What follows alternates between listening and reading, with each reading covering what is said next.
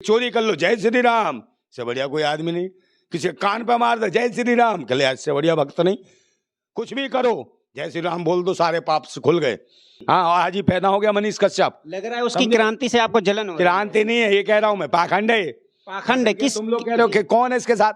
कोई भी नहीं है। ये देशद्रोही खुद है, ये खुद आतंकवादी है, देशद्रोही है। इसमें मुकदमा है। मनीष कश्यप आतंकवादी देशद्रोही है मैं कह रहा हूँ।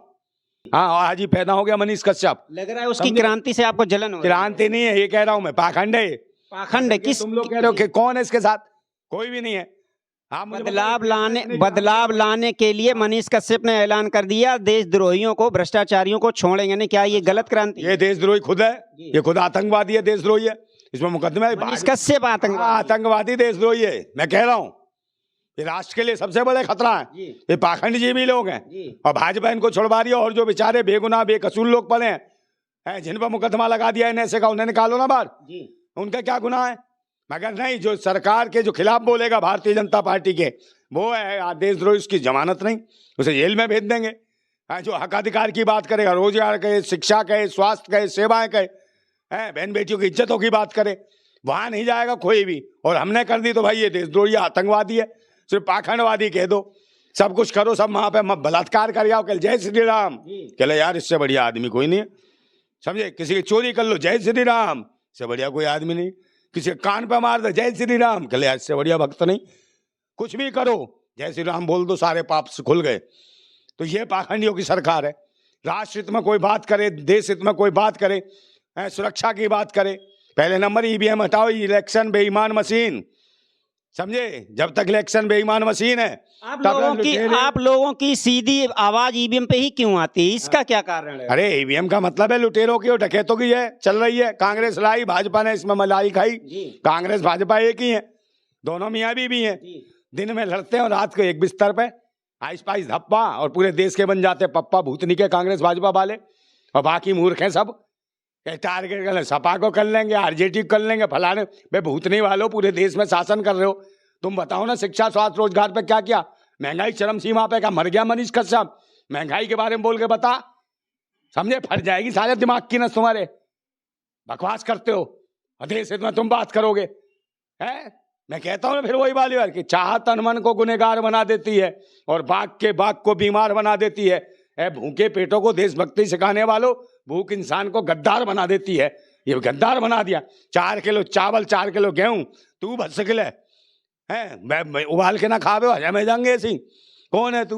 कबूतर है? कौन है? को मुर्गा है जो खाए लो ऐसे बिना उबाले है? 81 करोड़ लोग कबूतर मुर्गा बोल रहे हो आप? 81 करोड़ लोग? 87 करोड़ का है। 87 करोड़ों के लोगों को कौन चावल भसकलेगा? कौन? जनता को आप कुत्ता मुर्गा बना रहे हो। क्या बनाया उनको? बधुआ गुलाम। समझे? उन्हें क्या कर दिया? जब जनता ले रही है तो आपको क्या समस्या? ले रही है, कौन दे रहा है? आपको क्या समस्या दे रहा है भाई? कौन दे रहा है तो बता। अगर सरकार जनता को गेहूं चावल दे रही है तो उसमें आपको क्या? ये रोजगार देना, रोजगार दे। गेहूं चावल ना चाहिए किसी को। पढ़े लिखे बच्चे हैं, MA BA कर रखी है, वो चावल खाएंगे भसक के और ये अनपढ़ भूतनी के देश चलाएंगे। ये ध्यान नहीं देती कि आतंकवादी देशद्रोही ये लुटेरे छोड़ रखे जो दुनिया को डरा रहे हैं। इनके ऊपर कौन आतंकवादी का लगाएगा मुकदमा? इन्हें कौन जेल के अंदर डालेगा? भूतनी वालों को इन्हें उल्टा लटका के कूटो सालों को।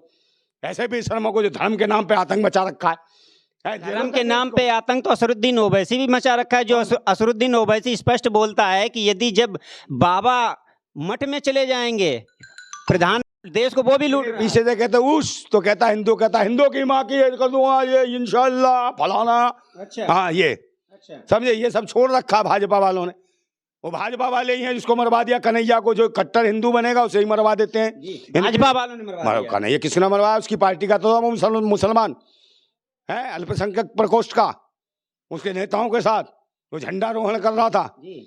वो कह रहे थे वंदे मातरम, वो कह रहा नहीं वंदे मातरम नहीं बोलूंगा, वंदे मातरम बोलूंगा। लेकिन कन्हैया लाल की तो कोई गलती भी नहीं। उसने ऐसा क्या कर दिया था जो उनको मार? भाई तुम्हें उसी ने बनवाया ना RSS भाजपा के लोगों ने। उसके नाम पे राजनीति करनी थी कि हिंदू मार दिया मुसलमान ने, और जबकि मुसलमान कौन था? उन्हीं की पार्टी का। तो किराए के गुंडे तो हर पार्टी हर समाज में मिल जाएंगे, हर कौम में मिल जाएंगे, हर जाति में मिल जाएंगे। प्रोफेशनल गुंडे हर कौम में मिल जाएंगे। और उससे काम करा लेंगे। उससे गोली कलक फलानी जाति का था, मगर वो तो प्रोफेशनल गुंडे थे। यानी कि अभी तक जितनी भी पार्टियां सत्ता में रही, सबने केवल ऐसे ही देश को धर्म के नाम पर लूटा, जातिवाद में मिला के लूटा। बिल्कुल लूटा है, क्यों नहीं लूटा है? सब लूट ही रहे हैं, अब भी लूट रहे हैं, धर्म जाति और इसी के नाम पे लड़ा रहे हैं। मुझे बताओ, शिक्षा स्वास्थ्य रोजगार के नाम पे किसने बात करी हो? किसी ने किसी को? किसानों को क्या मिला तुमने देखा? इनके सरकार में सारे 800 किसानों को शहादत देनी पड़ी। क्या वो आतंकवादी थे, देशद्रोही थे, खालिस्तानी थे, पाकिस्तानी थे? ये तुम ही बता। लाल किला पर खालिस्तानी झंडा आपको लहराना, ये क्या कहना? ये आतंकवादी की नहीं है भाई वो दादा जी। क्या था वो? क्या था वो? कुछ भी नहीं है, तो इन्हीं की मर्जी से फहराएगा। और उसको मार भी दिया बाद में, जिसने फहराया था इसी सरकार ने मरवा दिया। मतलब ये किसान सरकार नहीं बुलाए? अरे आपका कहने मतलब है वो किसान नहीं था। कौन था वो? इन्हीं का भेजा हुआ बंदा था। और इनकी जब इतनी बड़ी सुरक्षा थी, सब कुछ थी, तो इनके रहते हुए सब घुस गए। और इन्होंने अवैध किला बनाया संसद भवन, उसमें कैसे लड़के घुस गए हैं? तो कहाँ गए अवैध किले इनके? हैं खुद ही ये करवा रहे हैं नौटंकियां, खुद ही पाखंड करवा रहे हैं, लोगों को भ्रमित कर रहे हैं। और देश को जो है ना, बार बार संशोधन कर हैं। देश की जो मूलभूत जन सुविधाएं, जो अधिकार हैं लोगों के, वो खत्म कर रहे हैं संविधान में से। इस संविधान को खत्म करना चाहते हैं, समझे नहीं? इसको देखने की जरूरत है। और फिर मैं कहता हूँ, ये जो धर्म मजहब के पाखंड का जो धुआं सा उठ रहा है, कहीं मेरी भारत माता घुट तो न जाएगी, कहीं मेरी भारत माता घुट तो न जाएगी। और ये जो भगवा सी लपटें उठ रही हैं, कहीं मेरी भारत माता जल तो न जाएगी, जल तो न जाएगी। हम क्रांतिकारी हैं, वो भूतनी वालों, हम क्रांतिकारी, समझे? दिल में आग और हाथ में क्रांति की मसाल लेके चलते हैं। वो भगवाधारी, वो नारंगी ततैयो, तुम क्या मेरी भारत माता को जलाओगे? भूतनी के हो, अगर इस क्रांतिकारी की मसाल के आगे आगे ना, जल के राख और खाक हो जाओगे, समझे? और फिर मैं बार बार कहता हूँ एक बात और, कि तूफानों से आंख मिलाओ, सैलाबों पर वार करो, और पाखंडवाद का चक्कर छोड़ो, राष्ट्रवाद के साथ चलो। राष्ट्रवाद के साथ चलने की जरूरत है, इन पाखंडियों के साथ चलने की जरूरत नहीं है, जो ये कहते हैं कि माथे भी सिंदूर, गले में मंगलसूत्र, समझे? वो है रजिस्ट्री वाला प्लॉट। और जिसके नहीं है मंगलसूत्र, समझे, जिसके नहीं है माथे पे सिंदूर, वो है खाली प्लॉट। ये कौन कहता? भूतनी का बता दे जरा, कौन कहता है? बता जल्दी हो, चेले बागेश्वर के। आपके विचार बहुत अच्छे हैं, लेकिन आपने अपनी क्रांति में आगे क्या कर लिया? कहां तक आप आगे पहुंच गए क्रांति करते? में कोई हमको डकैत है, चोर है, आतंकवादी है, देशद्रोही है? क्रांतिकारी तो भगत सिंह। भगत सिंह से क्या कमा लिया भगत सिंह ने?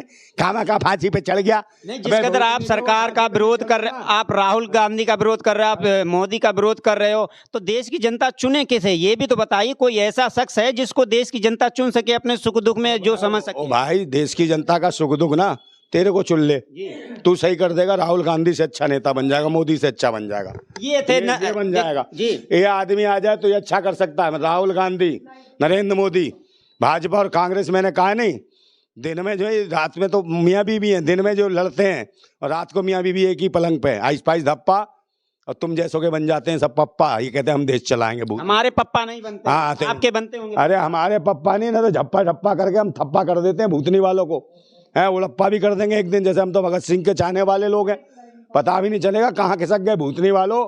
ये देश को, राष्ट्र को मजाक बना दिया। किसानों की, मजलूमों की, गरीबों की, शोषितों की, वंचितों के अधिकार पी गए हो तुम। ये मत सोचना कि बार बार ईवीएम हटानी पड़ेगी, और जब तक ईवीएम इलेक्शन बेईमान मशीन नहीं हटेगी तब तक नहीं जाएंगे कमीन, समझे? हमें बचानी है देश की सरजमीन। अखिलेश यादव ने कहा था कि जब अमेरिका में बैलेट पेपर से चुनाव हो सकते हैं तो भारत में क्यों नहीं हो सकते? अब सर, एक छोटा सा सवाल है, यदि अमेरिका जैसा लोकतंत्र भारत में होगा तो भारत कितनी तरक्की आगे कर जाता? सर, इसका जवाब और दे दीजिए। भारत तो, अमेरिका में भारत जैसा ही लोकतंत्र चल रहा है। कौन सा? अमेरिका में जिस कदर भारत में राजनीति चल रही है, अमेरिका में भी सेम ऐसी कंडीशन राजनीति चल रही है क्या? भाई, ऐसी कंडीशन को जब ईवीएम तो हटानी पड़ेगी ना, बैलेट पेपर पे चुनाव कराओ, है उससे क्या मतलब है अमेरिका से या उससे तुलना? तुम इधर उधर की तुलना करो, अपना देश विकसित करो, तब तो विश्व गुरु बनेगा। बिल्कुल सर, यही मेरा सवाल है कि पहले आप अपना देश विकसित कीजिए, फिर उसके बाद आप किसी अन्य देश की बात कीजिए। तो चलिए, ये थे नंदा भाई जी, क्रांतिकारी नंदा भाई जी। आज इन्होंने जो ईवीएम को लेकर के और इन्होंने अपने जो विचार रखे हैं, भाजपा और कांग्रेस, यानी कि अभी तक इनका कहना है कि जो भी पार्टियां आई हुई हैं चोर पार्टियां हैं, गुंडे माफियाओं की पार्टियां हैं। जनता को एक बार सतर्क रहना होगा कि इस बार जनता किसका चयन करे। ये थे इनके विचार फिलहाल में। नंदा भाई जी ने जो भी विचार किए बहुत अच्छे हैं, और आपको इनके विचार कैसे लगे एक बार अपनी प्रतिक्रिया जरूर दे देना।